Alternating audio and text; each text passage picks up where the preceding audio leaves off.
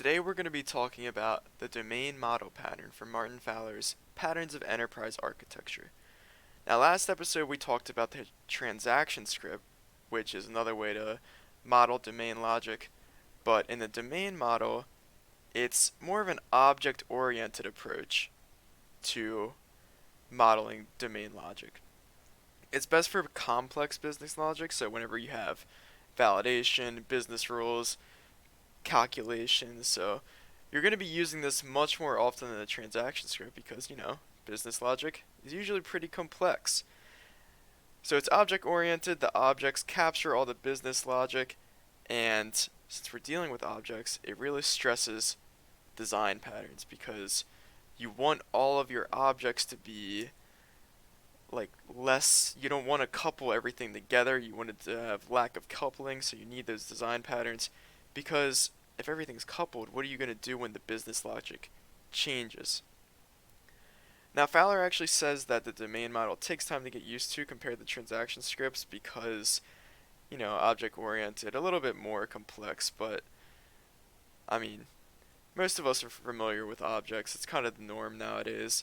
And he says once you're used to using objects, you kind of never go back to transaction scripts. So now that we have a little idea of what the domain model pattern is, I have actually prepared a demonstration here, so let's get into that. So in the last episode for the transaction script, we had this domain logic in this checkout media service.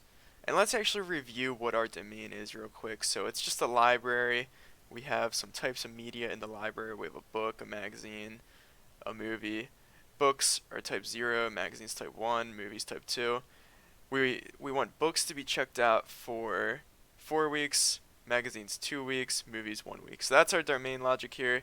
Then we have this checkout table, which has all of the checkouts from the library. So back to our transaction script from last episode, we had this domain logic stuck in this transaction script. So the domain logic is basically just how long we want things to be checked out.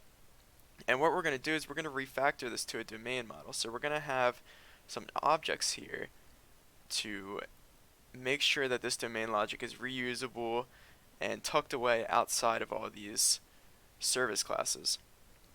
So I have a new project here. Let's close all this out.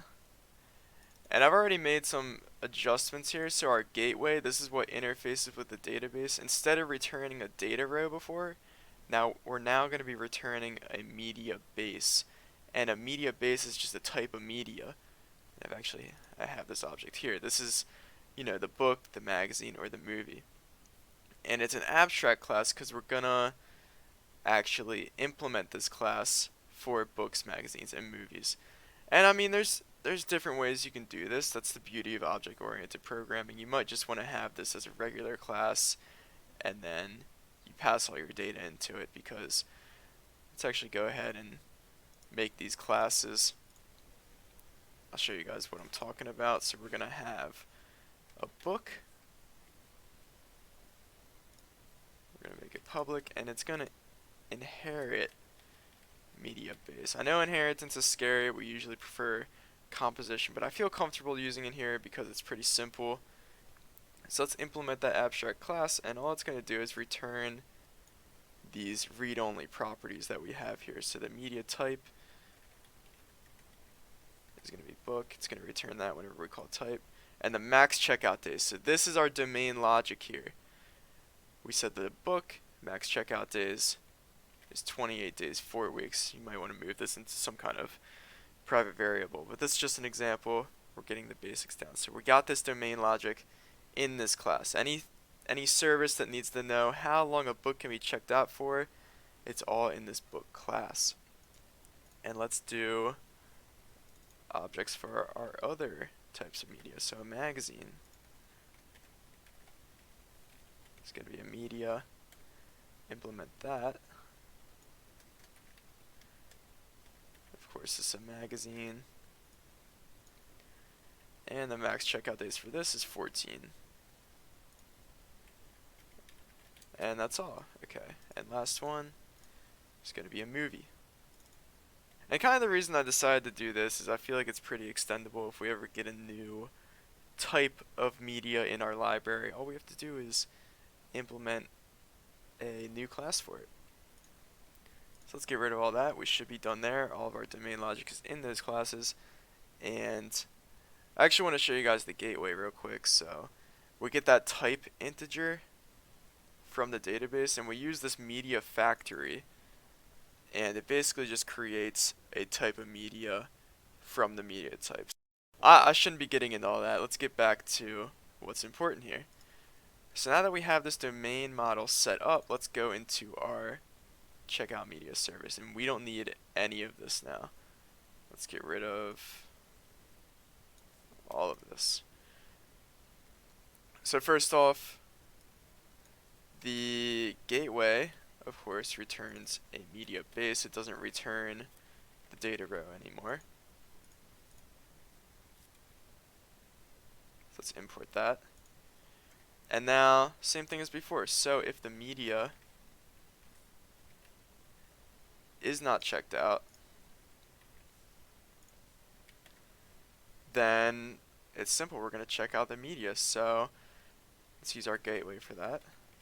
We're just going to insert a checkout, the media ID that the user wants, and the due date is going to be the date time.now.add days, and we're just going to see what the max checkout days for that media type is that we're getting back from our gateway. So if the media is the book, it's going to give us 28 days here. If it's the magazine, 14. If it's the movie, 7 days. And that's pretty much it. We don't even need this helper function anymore. And let's actually test this out. Let's go into our program. So we're going to check out media 1, 2, 3. We're going to check out all the media. Let's look at our table right now. We have no checkouts. Checking out a book, a magazine, and a movie. And let's run it.